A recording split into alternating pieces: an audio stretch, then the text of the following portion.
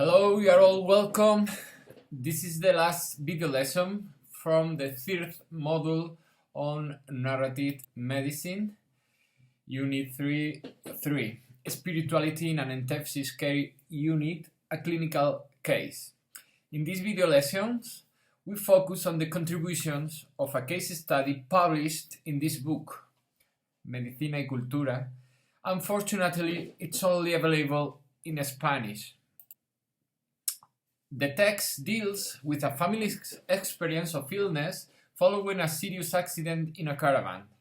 Martha, the author's wife, suffers the worst consequences, with very serious burns that force her to remain in the intensive care unit with an induced coma for 6 weeks and almost 3 days on the red line that separates life and death. You can read this part of the story in this book, Perder la piel, Losing the Skin, which is now a classic in the stories of the experience of illness in language in Spanish. Comelles, her husband, is a doctor and anthropologist who sees how his role changed in just a few moments. First as a patient and then as a family member for long months in the waiting room for the ICU. This text is an ethnography of that time, and we focus here on the presence of emotions and spirituality in contexts where patient seems denied. They remains in a coma, connected to respirators, the ideal image of the lack of the culture of sociability. But is this so?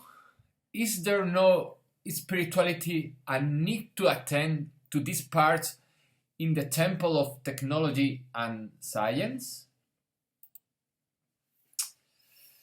The story of the first days is marked by fear, the path of silence of the hospital and its professionals, only broken in 10 minutes when they reported and the funeral preparations for what might happen. In his words, the other 23 hours and 50 minutes were a permanent torture. The husband refused to go in. Despite the insistence of the nursing staff, he did not want to remember her like that, between bandages and bones.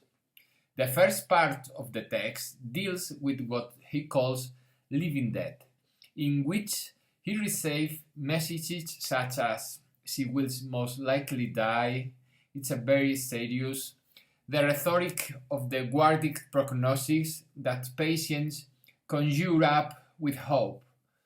Pharmacological coma means the social abolition of the patient, a treatment that kills the patient socially and, apparently, his spiritual universe. It is done for their own good. The patient is not alive, he representations on monitors and charts. She is now a tube. The paper draws attention to these questions, including the dream universe of the patient, but describing emotional and spiritual aspects of the different professions who treat the patient.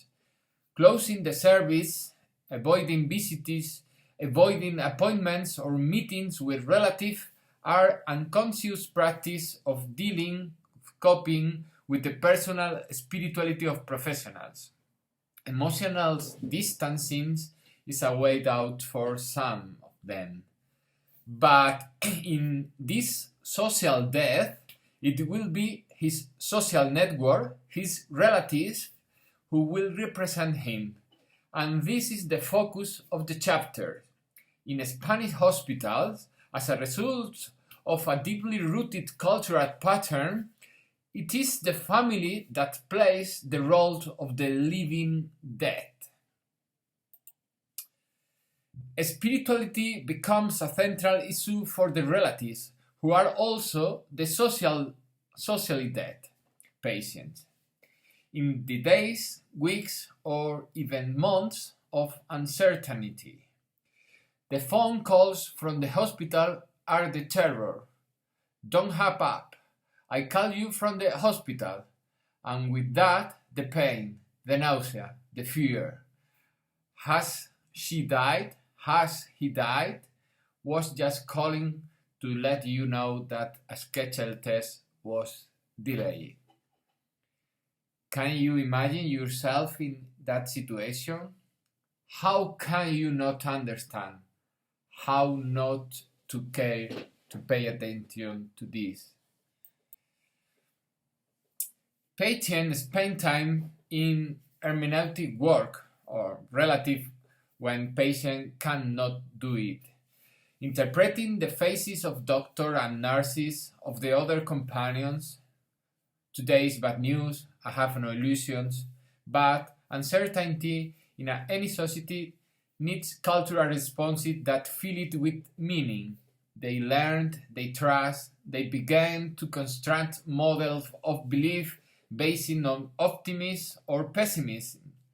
In this context, sociability appears central, but where is it in a comatose body? At first place is the rhetoric of resisting, the explanations as to why some hold on and others let go, give up the struggle. The spiritual world is constructed to give this kind of explanations, diverse ones. Even for professionals, this is done outside the scientific discourse, including issues such as positivism, animal magnetism, or Hollywood ideas. May the force be with you. In the end, as if there were magical questions that exceed the scientific temple, that is an intensive care unit. Beyond all scientific knowledge, there is a cultural context in the sociability of relatives. If medicine denies the presence of the soul, or at least give it little importance, so those relatives who try to magically transmit strength to receive to get out. This is done first and foremost with physical presence, proximity. Relatives want to be close in the waiting room. They look for accommodation in the hospital itself next door. It is important for them to be close, and this should be understood by those who provide care, at the bedside, but also on the other side of the wall in the waiting room. It has been suggested that in Lutheran context, this presence is not the same that in Christian or like in Spanish context.